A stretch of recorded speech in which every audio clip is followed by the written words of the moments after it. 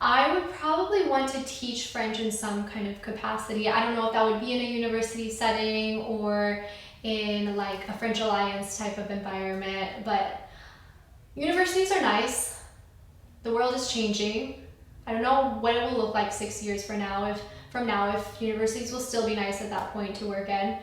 That's an option, but really I think my heart is in writing, and I think that is my gift. And I think if I can write up my experience in my dissertation in a way that is, approachable, presentable, and create a book for the general like public audience. That's what I want to do. And if I could be some kind of a novelist, like Annie Ernaux, and like I know I'm just saying, I'm just replacing like my male icons with a female one. It's no different. I don't want to be Annie Ernaux. I want to be me, but I want to take inspiration from Annie Ernaux and from Paul Farmer and from Michael Pollan and all these people I mentioned. But to be a writer, basically, to have had some experience and to be able to write it and translate it to the public and all of that, that's the dream.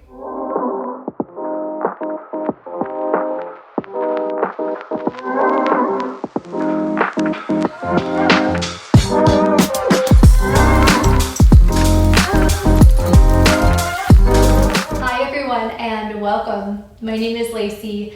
I am here bringing you the Coffee Witching Hour, another episode of this podcast. I used to say this podcast is all about yoga, birth, and raising kind humans, but the truth is I am in this process of evolving, I'm changing, I'm starting a PhD in 1 month, less than a month now, and I am in this big shift in my career and shift in parenting also, because I was home with the kids, full-time caretaking, in addition to the doula work I had been doing, in addition to teaching yoga, in addition to doing global health research consulting, which is something that I don't think I've really talked about publicly as much, because the maternal health research has, of course, supported my work as a doula, but it's not as sexy, I guess. It's not as like, I don't know. And also doing consulting, there are a lot of things that you're just not supposed to say after the project is finished, because you sign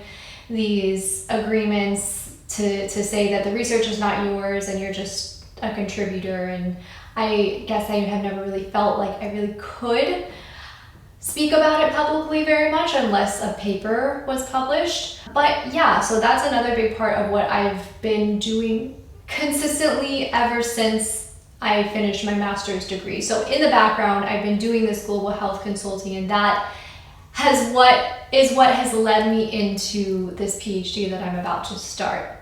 So what I'm going to be doing today is I'm going to be talking to you about this evolution, about the changes that are going to be happening, about the PhD program that I'm starting, and about the change in childcare and all of that, which broke my heart so much, and is, I think, one of the most difficult things. I won't say it's the most difficult thing, but one of the most difficult things that I had to do as a parent was send my child off to daycare when she was 1. And so it's hard sending them to school. I get all of the emotions. And so I'm going to be talking to you a little bit about this transition that we're in and what's next, what's ahead, where this podcast is going to be going in the future. So let's dive right in. Okay, so what led me back down into this dark hole of academia? Whew, okay. Let's start there. So I feel like as women, and this is going to be a very general statement here, but as women with children, we are always having to justify what we are doing career-wise or what we are not doing career-wise. So when I stayed home with the kids, before I got back into working part-time during that kind of 6-month maternity leave thing that happened, I found myself, and I don't know if this is just me internally and the conditioning growing up and seeing the image of women being superheroes and working outside of home and then also taking care of kids and all of these things. So I don't know if it was just me thinking that I had to justify what I was doing by staying home, or if it was actually people around me putting that pressure on me to, to judge and to ask me to justify and things like that. But I did feel that when I stayed home and did not work part-time, I had to do so much internally to be okay, to not feel ashamed of being a stay-at-home mom. It was the biggest, honestly, the darkest spiral that I have been in my life, because I know it doesn't sound like housewife, stay-at-home mom, oh, what can be so hard about that? That is exactly why it was so hard, because in the back of my mind, I was like, I am just staying at home. There's nothing hard about what I'm doing. It is just a newborn and a 2-year-old. And why am I feeling so overwhelmed? I went to Harvard. I have done so many things in my life, career-wise, academically, run marathons, done all kinds of things. Why is this so hard? And yet still I found myself every single day of that 6 months when I was just home with the kids being completely overwhelmed and in this, I think, really dark place for a while that was just filled with shame, filled with shame that I had gone to Harvard and done consulting with some big names and all of these things, and then just gave it up to be a mother. And although I knew in my heart that there was nothing wrong with being a stay-at-home mom and that it is the work to raise the next generation, and I truly, truly believed that, I felt like I couldn't sit with myself doing that. I think my whole life, because my mom was a stay-at-home mom, she was a stay-at-home mom, but I think all of my other friends, their moms worked outside of the home, and I always kind of felt like when I grew up, that was never what I wanted to do. I had these big grand plans to become Anthony Bourdain or Michael Pollan or Sanjay Gupta, medical correspondent for CNN, all kinds of things. And if you notice, these are all men who I aspired to be probably for a real reason. Paul Farmer, also another big icon, idol for me. And so I had these big dreams of becoming big, famous men, because that is what I thought I should be. That is what I thought success looked like. Even after the whole pre-med thing, and even after deciding I'm not going to be a doctor, because, I thought for a very long time, growing up in the Midwest as a woman, as a girl, you could either aspire to be a doctor or a lawyer, and that was what success looked like as a woman. And I had done a lot of dismantling that belief. But then I think when I did dismantle that belief and said, oh no, I'm not going to do that. I'm going to go to Harvard School of Public Health, study global health, and be something different. I still, in the back of my mind, had this idea that my worth was tied to my productivity and tied to my success. And so I still had these big dreams of, like I said, becoming Paul Farmer or something like that. And I think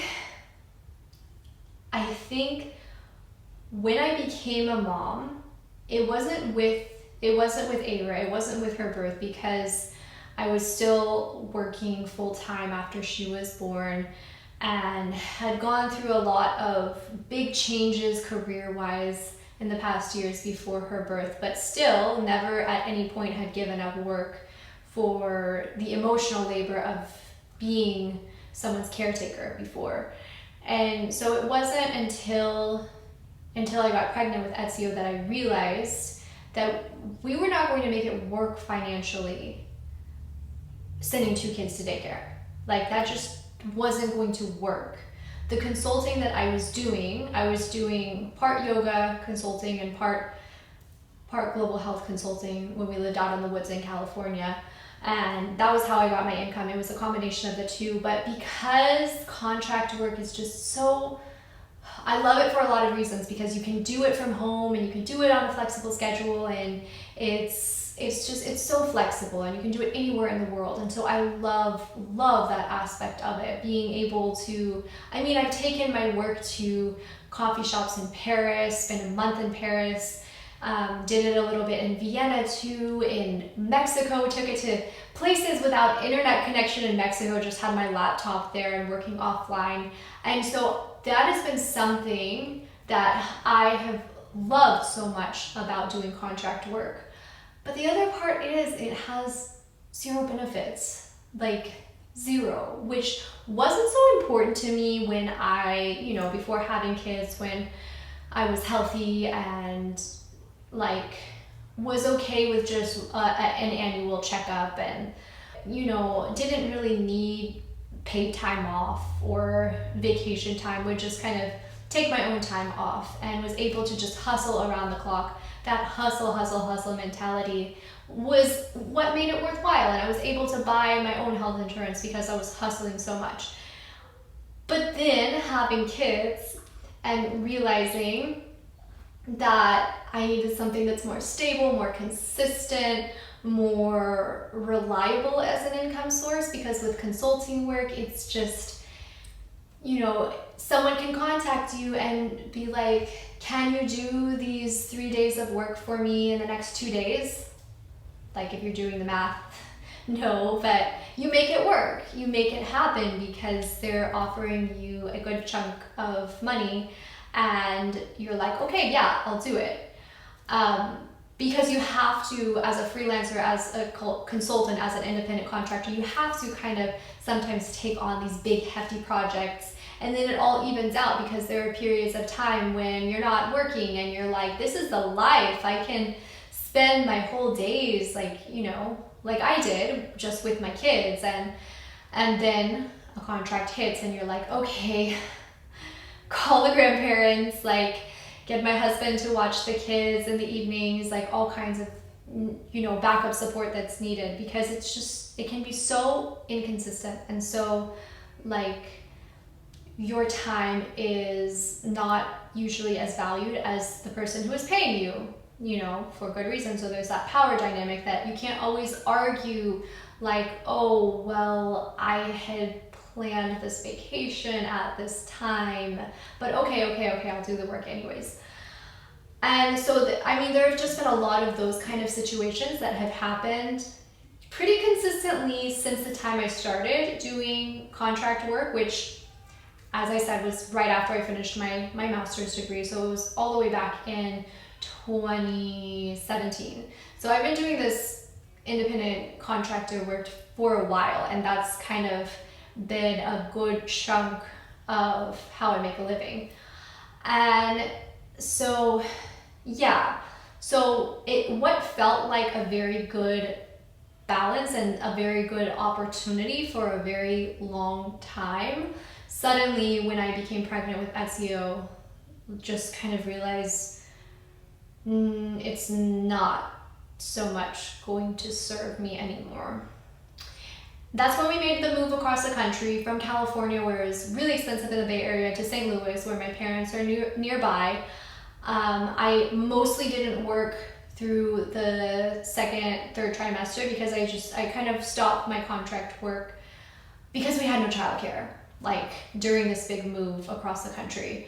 So took a little bit of an extended maternity leave, and then around 6 months, that's when I jumped back into part-time work. So teaching yoga, doing doula work, and then this contract work, the global health contract work on the side, which at that point I had already accepted this was not going to be something that works out long term for having a family. Maybe once the kids are in school, but even still, it's not super reliable work. It's something that's nice every now and then, but it shouldn't be something that I count on to make a living. So when Daniel lost his job last year, that is what caused me to make the leap and to decide to go back to school, because we were in this period of extreme uncertainty and didn't know like if we were going to have enough money to even keep our house, to pay the mortgage and things like that in a couple of months in advance, because he had just lost his job and I was not making enough with contract work and with teaching yoga to be able to support all of us. So that's when I made the leap. Of course, I was looking for other jobs then at that point too, and I was like, okay, well, having something stable, reliable that I can get right now will serve all of us. But I also was like, in the back of my mind, like, jobs can take a while. The interview process can just take a while, and then, you know, I can put in so many applications a day and wait for them to get back to me, have to go through the interview and then interviews and then jump into something. Or I can plan this in advance. And I did a little bit of both. I didn't hear back from 90% of the applications that I sent because I was just looking directly in St. Louis for work. I did hear back from one position that was kind of would have been a dream job if I hadn't also had the dream of doing a PhD that was like a little bit stronger of a dream than this. Was kind of this job that I did hear back from and then I did almost get, but I had to withdraw the application last minute, was working as a doula in a public health clinic. And it was working specifically with pregnant people who are dealing with issues of substance abuse. And so it was super interesting to me. It was kind of like the global health work that I felt like my master's program had trained me for, but I hadn't ever been able to be on the ground doing. So it would have been a really cool experience, but then I got accepted to the PhD program and I'm like, Between the two, I decided on the PhD.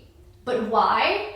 Okay, here's the bigger question. Why? Okay, so all of that I said, that was all kind of logistics, financials. Like, I would like to be in the PhD program because it is stable, reliable, consistent. I know what my schedule is going to be. I know where my paychecks are coming from.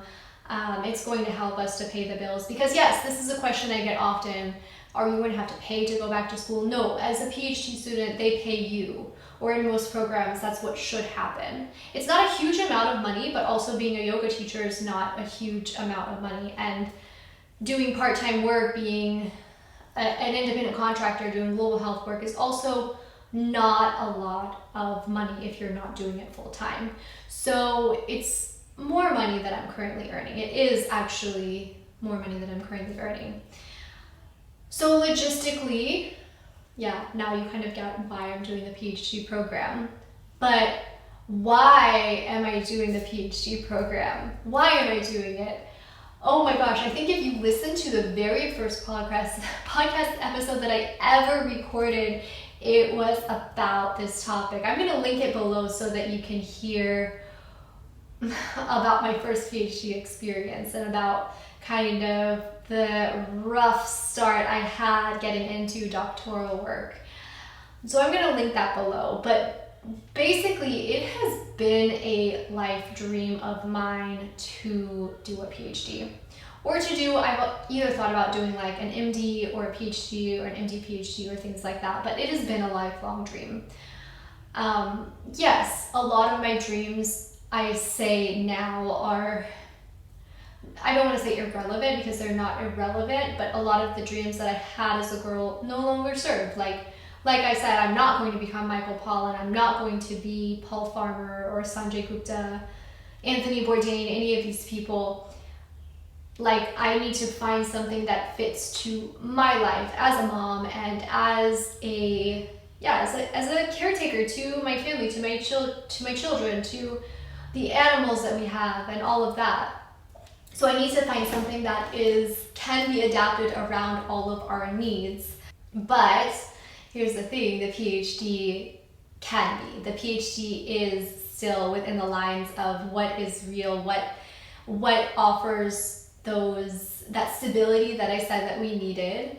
And so it still is in line with what is realistic, what is reality, what makes sense in our family today. But yes, so it has been a lifelong dream of mine. I haven't always known what field I wanted to go into. Like I said, I started studying physiology because I thought I wanted to become a doctor back in undergrad. I added French as a major because I realized I didn't want to become a doctor. I went to global health school because it was a combination of those two interests, French and physiology. I decided to study migration studies afterwards because it was the next elegant step after my thesis work, doing migration research in south of France. I never thought, to be honest, that I would do a PhD in French because I didn't think I was good enough. Like, even though I have an undergrad degree in French, I, like, completely honest, like, didn't even consider applying to any kind of French program because I thought my French wasn't going to be good enough because I'm not a native speaker and because I don't speak it every day. And yes, I work in French and can read in French and have interviewed people in French and have lived in France and things like that, but I still was like, no, there's no way. There's me, no.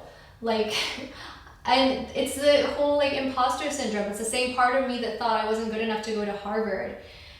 But I had a dream, like I literally had a dream one night of standing at the top of one of the Harvard towers. I think it was like one of the main buildings on the undergrad campus. I don't know which one it is, but it's one of the libraries or something. It's a real building, and I hadn't ever seen it in my life. But I had a dream that I was standing on top of one of those buildings looking down, and it was 2 days before the application was due.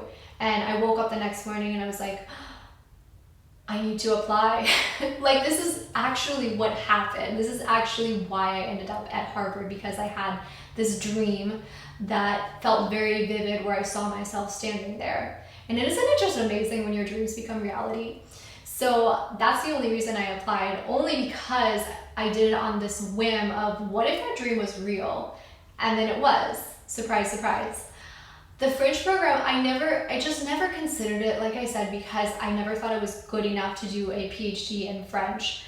But I think when Daniel lost his job, I was just like, okay, my pride is irrelevant right now. Like, I need something to hold on to. I'm just gonna do it. What have I got to lose? Another rejection?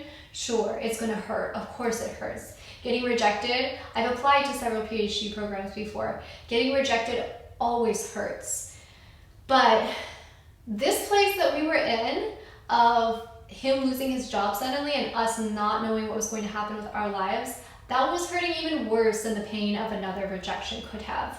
So I just decided to take the chance, and I was shocked. I was so shocked when they contacted me, and like when I had a meeting with one of the professors, and I'm like, I think she likes me. Like, it felt like just amazing to just have this down-to-earth conversation with one of the professors and be able to feel like I could relate to her. Like, she's also a mom, and she also like has lived in St. Louis for a number of years, and just, I don't know, to be able to talk to her and feel like she respected me and liked me. And that's something that I've never really gotten in the PhD application process before. So to feel those feelings and feel that also foreboding joy of like, I don't want to be happy right now because it might all slip away and they might just reject me just like that.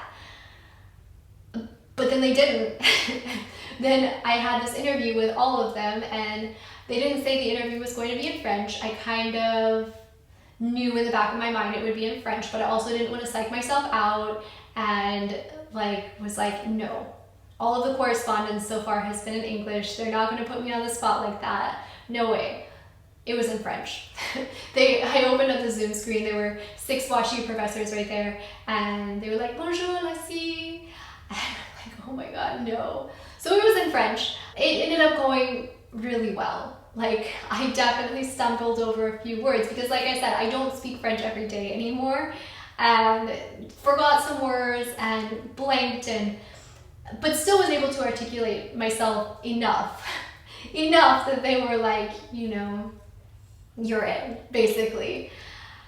And I couldn't even trust it then. I'm like, okay, no, but okay, really, what? But yeah, after we got off the call, I was still like, I don't think I'm in. I forgot the word comic book and they're not gonna forgive me. Like, there's no way. And then I got the email, the official email saying I was in.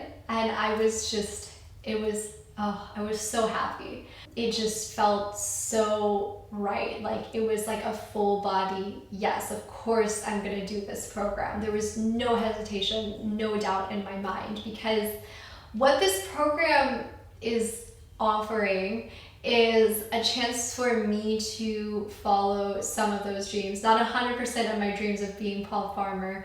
Like I said, that's not even realistic anymore. So not to be Paul Farmer, but to go back to France and to, I don't know what the research is going to be about. They chose me intentionally because I have this global health background, and they definitely want me to use that in my research. So I may be going back to doing more qualitative research, more interviews, ethnography, that type of thing.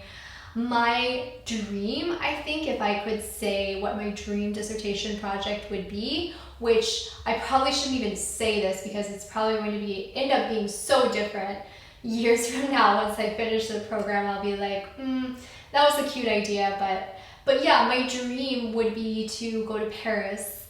It would be kind of like migration research / French research. It would all be framed with French literature, but it would be working with women who are migrants in Paris, in some of the suburbs, or maybe in the city center. I'm not sure. I know there are a lot of nonprofits who work with migrants in Paris. I don't know the names off the top of my head, but kind of working with some of those organizations, specifically working with maternal health. So kind of using some of my skill set and background and knowledge as a doula, and maybe like, I don't know, working in a maternal health clinic, maternity clinic, and possibly doing some kind of ethnographic research where I'm a doula in this migrant maternity ward kind of thing.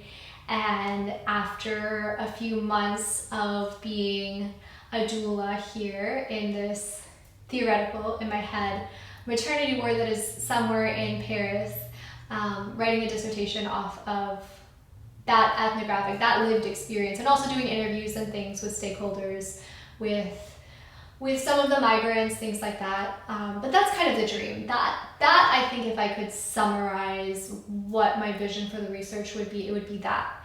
And then to write a book about it. I read recently, it's called In the Realm of Hungry Ghosts, and he basically, Gabor, I think his name is Gabor Mate, but he's a phenomenal writer, and he basically writes an ethnographic experience of his work with low-income, substance users in the east side of Vancouver. And so his work is all about that, working with that population. The way he writes about the human experience is just like similar to Paul Farmer also. The way Paul Farmer writes about the human experience, humanizing people, but also providing this kind of academic lens. That's kind of what I would like to eventually have from my dissertation work. So if I could say what my dream is from all of this, because this is a 6-year program. So people, when I say that, are like 6 years, that's so long. But yeah, it's 6 years. I'm patient. Like, I have waited for this my whole life. I'm willing to put 6 years into it. I think it's gonna take that long to produce something that is, to learn all the skill sets that I need to get more familiar with working in French and kind of the day-to-day work environment. And I think that's reasonable, 6 years. Like, Daniel's PhD took 7 years. I'm fine with it. But yeah, 6 years later, what do I want to do with my life after? I would probably want to teach French in some kind of capacity. I don't know if that would be in a university setting or in like a French Alliance type of environment, but universities are nice. The world is changing. I don't know what it will look like 6 years from now, if universities will still be nice at that point to work in. That's an option, but really I think my heart is in writing, and I think that is my gift. And I think if I can write up my experience in my dissertation in a way that is, approachable, presentable, create a book for the general public audience, that's what I want to do. And if I could be some kind of a novelist, like Annie Ernaux, and I know I'm just saying, I'm just replacing my male icons with a female one. It's no different. I don't want to be Annie Ernaux. I want to be me. But I want to take inspiration from Annie Ernaux and from Paul Farmer and from Michael Pollan and all these people I mentioned. But to be a writer, basically, to have had some experience and to be able to write it and translate it to the public and all of that, that's the dream. So what's next? What's next for this podcast? What's next for us, for our family? Oh yeah, my kids are going to school too.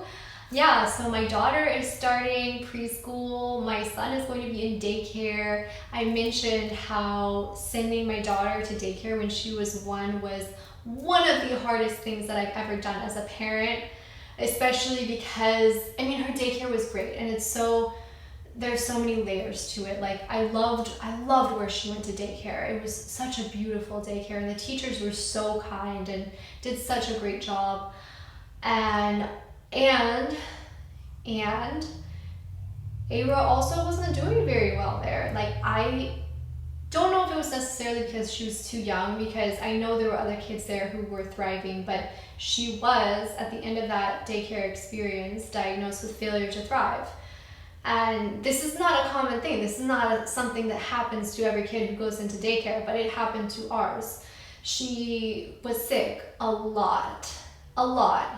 And that time when she ended up spiking a fever of 107 degrees and having a seizure, that I think was the hardest thing that I've done as a parent, was to hold her and to not know if she was going to be okay in that moment, because that was scary.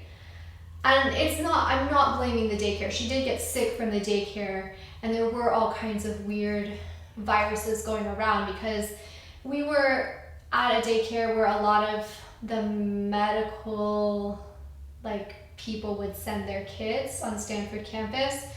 And so we were getting a lot of weird hospital bugs come into the daycare. That was, it's not the daycare's fault, and it's not any of the parents' fault, and it's not any of the kids' fault. There's no one to blame here, and it's not my fault either for sending her there. It's just this terrible, unfortunate thing that happened where she just really, for whatever reason, because of all the sickness,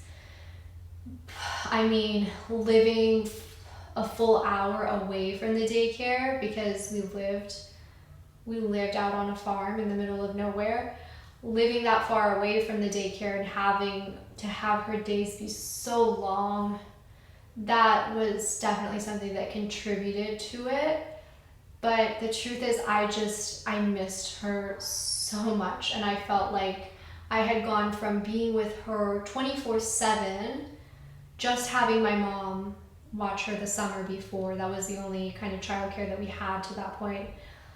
But being with her really 24/7 to after she turned 1, she was about 1 and 4 months maybe, to have that daycare experience that was just, it was so hard.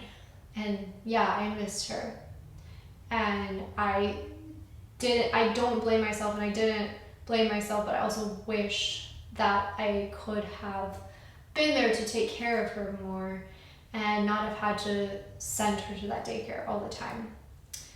But I had to work, and it's just, it is what it is. And that was truly a big thing that pushed me into, I went into maternity leave early because of this. It was a big part of it.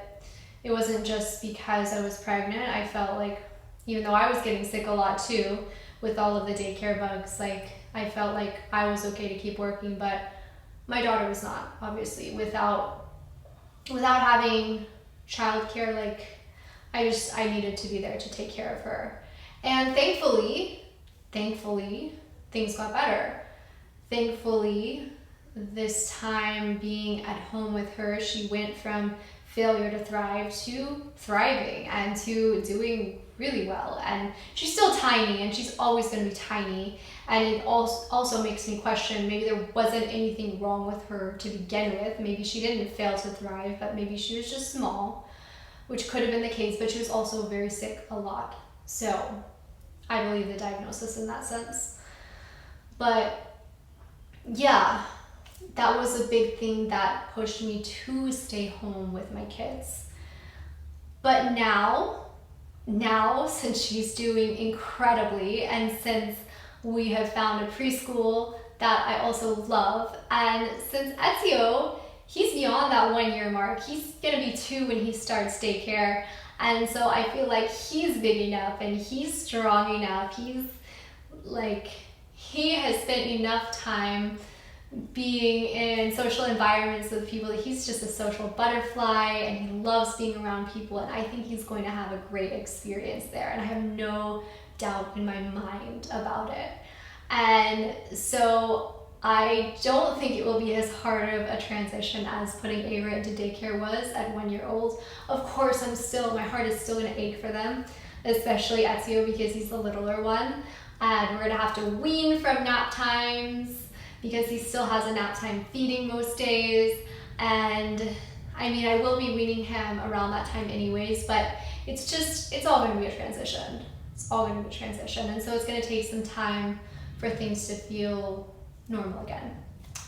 But that's where we're going. That's where we're heading. What about this podcast though? Like, what am I going to do episodes on in the future? To be honest, I don't know. Like, I'd love to do an episode on my writing, my creative writing. I know I did one about a year ago, almost, or back in November was the last time I did one about some of my creative writing projects. So I definitely want to do one about that. I will still be teaching yoga, so more yoga podcasts. But yeah, maybe I'll do something related to the PhD once I'm into it and once I feel like I know what I'm talking about or have something worthwhile to share about it. Once I know what kind of research that I'll be doing, yeah, that'll be a big thing. But if you have ideas, if you have things that you would like to hear about, questions for me, podcast episode ideas, let me know. But please like this video, subscribe to my Spotify channel, to my YouTube channel, all of those things. Your support means the world to me, and just having you here with me through all of these transitions that we've been going through, that I've been going through, that the world has been going through collectively. It's been big. It means a lot. So thank you for being here, and I'll see you next time.